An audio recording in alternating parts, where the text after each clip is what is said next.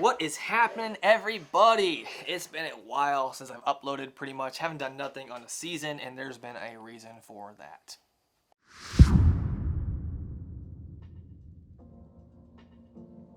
What's up, everybody? Welcome back to the channel. I'm Jake Rappa. This is Rack Havoc, and I haven't been hunting much. That's literally why I have not been uploading any videos of me out there hunting, because I've only been on a couple observation hunts, and that's pretty much it.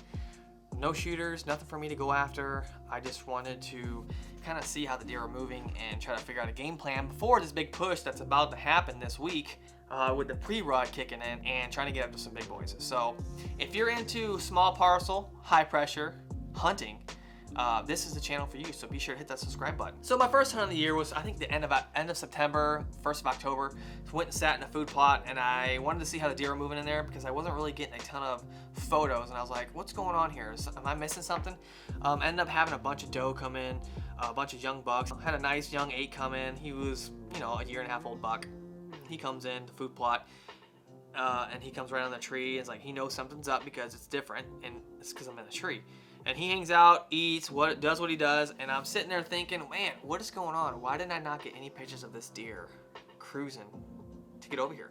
I have 4 cameras set up where they come from, and he didn't cross by any of them. He didn't even walk by a camera that's in the plot. So I was like, I am missing something here. So I really wanted to hone in on what I'm missing and why. So after that hunt, I went and sat 120 yards north of that stand, which is my favorite stand, which I shot my wide 8 in 2020 out of. I went and sat that stand on a marginal wind. I knew my wind's going over sometimes where the deer like to walk, and I'm like, it's marginal, but I'm gonna take the risk because I really need to see how the deer are moving, and I think they're moving on the backside of me, so they shouldn't wind me. Well, I ended up getting winded by 2 doe. Either that or they saw me, I'm not sure, because I didn't see them until they ran off. I looked up and I saw a nice young 8-point just sitting there staring at a trail camera, and he stood there for 15 minutes and he ended up walking by. He was around for 25 minutes. And he went and read the script. That's exactly how I want the deer to move. So I got certain deer moving different ways through there, so I really want to see how they're moving through there so I can figure out what stand to hunt when the time is right. So if they do what that deer did, perfect. But like the other deer, I didn't get one picture of that deer. And there was like 6 cameras in that area. It's a very small area. I have it covered like a surveillance system. And he didn't walk by any of them cameras. So I don't know what's going on, so that's why I'm hitting these stands on the first sits to try to see what's going on, get in, get out. Fast forward a couple weeks, it's the middle of October when we had that really crazy cold front that pushed in, where like a 20-degree temperature drop, the wind was blowing. I went and sat on a field edge with corn and beans, and then like thick woods, possible bedding area up by me, and I wanted to see how these deer were pushing out of the field and where, because I want to go put a stand up, because there was a really old, big, fat 8-pointer bully buck that's been showing himself in daylight, and I want to say, okay, where is he popping out over here, so I can go put a stand up and try to get after this deer. So I sat, and I'm sitting there looking, haven't seen a deer yet, look up, and here is a nice 3.5-year-old 10-point walking around, and he ends up rubbing a tree, and he sees a doe and goes off after her, and I look out in the field, and there's 9 or 10 doe just eating, smashing beans. And then there's more deer in the little ditch and a nice 2-year-old, and he starts chasing all these deer out of the field, and it was just a great hunt, one of the best hunts I've ever been on up there. I've seen over 20 deer, and that's uncalled for up there. So I know I've been practicing what I preach with less human intrusion, and it's been working. I have a very high pressure property. People always driving a road. I got trespassers. I have had poachers last year.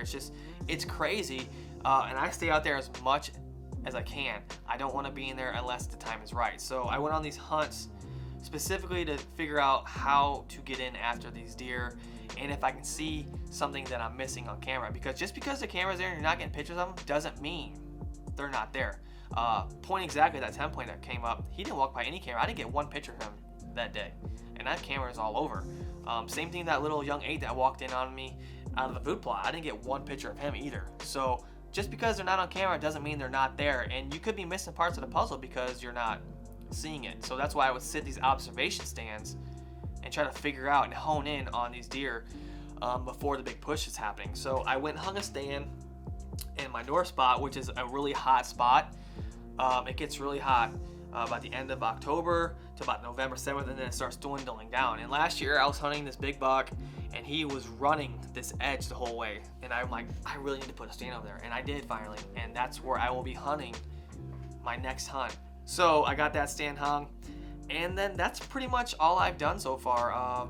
Not really hunting at all, but now it's about to start happening, and I really want to start focusing on trying to get after some good deer. Now I only really have one old mature shooter on camera, and I got some nice 4-year-olds that are really tempting. We'll see how they look, but there's also another big deer up there that I haven't had pictures of since August, and I'm hoping that he starts to show up real soon. Actually, that's actually why I hung the stand, and that's the deer I've really been targeting, but I haven't seen him yet. But I know if he's around, he's gonna end up making his way down to me eventually. So that's the whole plan. That's what's been going on. Yeah, so that's it. Just practicing what I preach, staying out of there unless the timing's right, unless the wind's right, unless the situation's right. That's how you kill big deer. At least it increases your chances. And I've known over the years from practicing what I've been preaching to myself, really, stay out until you need to be in there. I'm having a lot more encounters, more caliber encounters, and I've seen a lot more deer. So I know it's paying off. Sure, I'm not shooting a deer every year, but I'm seeing a lot more, and the potential is there to have some real big slammers grow up. So we'll see what happens. We still got a lot of season left.